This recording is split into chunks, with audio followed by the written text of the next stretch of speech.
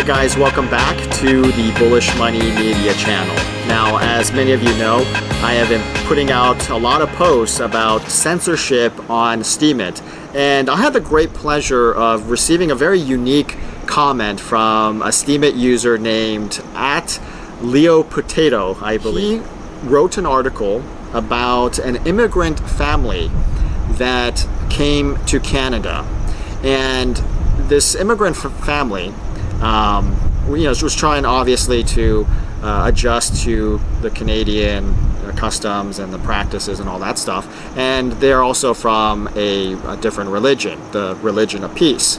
Now, the story gets interesting because as they are living this new life in Canada, the husband apparently just goes crazy, goes berserk one night and starts beating the crap out of his wife.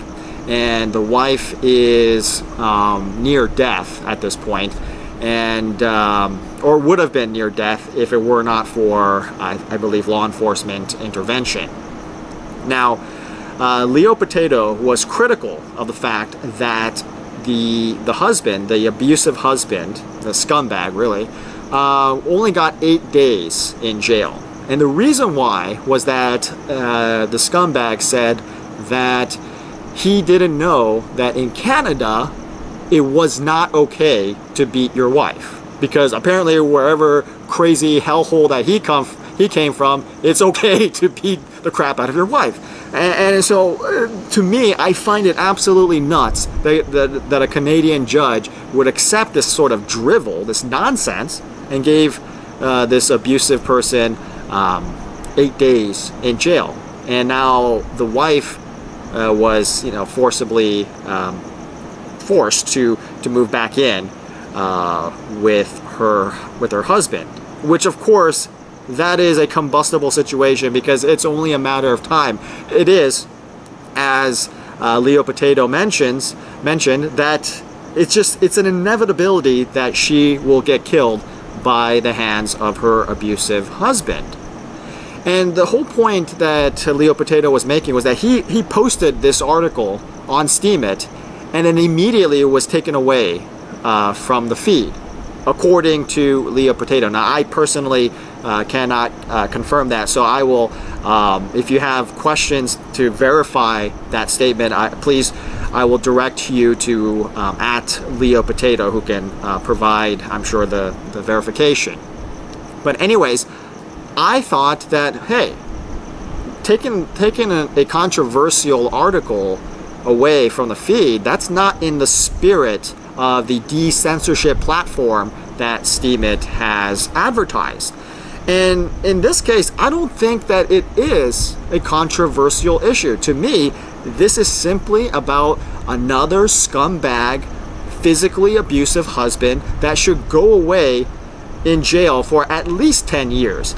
Maybe 20 years, just to think about his actions. And if, depending upon how severe the beating was, I would say that I have no problem throwing abusive scumbags like him in jail for the rest of his life, because those kinds of scumbags do not belong in our society, period. I don't care what society. Any man that touches a woman in an abusive way does not deserve to live, okay? Now I know that's sort of draconian. I don't give a crap.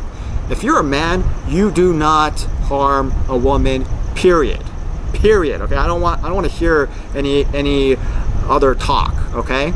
Obviously there are exceptions like self-defense. Those are extremely rare circumstances. I'm talking about normal situations where an abusive husband beats his wife. That is completely unacceptable. That to me, and that to billions of other people, is an abomination. I say it's an abomination unto God to do anything like that, to hurt people that are physically weaker than you. That is absolutely an abomination, no question about it.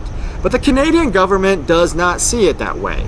The Canadian government is politically correct, just like most Western governments are very much politically correct. They would rather uphold religious tolerance over the life and safety of a woman. And here I am so glad, this is why I'm so glad that Leo Potato stepped forward and brought this issue to my attention, because now the Canadian government and actually all Western governments have to make a stark choice. Do you support religious tolerance, even to the point of extremism and fanaticism, or do you support women's rights? Do you support the basic woman's right to live? Do you support that? And if so, and that's what many governments will say, yes, we do support women's rights, and we do encourage their right to live and breathe and not be beaten by their abusive husbands. But if you support that platform, then the next question is it more important? Is a woman's life more important than political correctness? Is a woman's life more important than religious tolerance?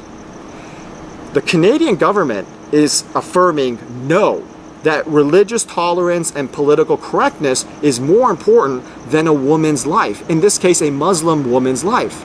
That to me is abhorrent, because all women have the right to live free of fear, okay, and free of fear especially from an abusive, horrific environment. All women inherently, I don't care what country you're from, all women have that right. In fact, I would argue that the rights of women are more important than everybody else's rights, except the rights of children. Because as men, we are supposed to protect our women and our children, okay? What do we say about ourselves when we let the most vulnerable people in our societies be abused? That is horrific. That is abhorrent. No. The woman's right comes actually above. And most honorable women, or most honorable men will say this, that a woman's right to live comes above the man's right to live, because the man is supposed to sacrifice his life if his woman is in danger. That is what God has called all men to do, to sacrifice ourselves for our women and for our children's sake. So for any religion or any custom or culture to pervert that and turn that upside down is absolutely abhorrent, and it has no place in our society.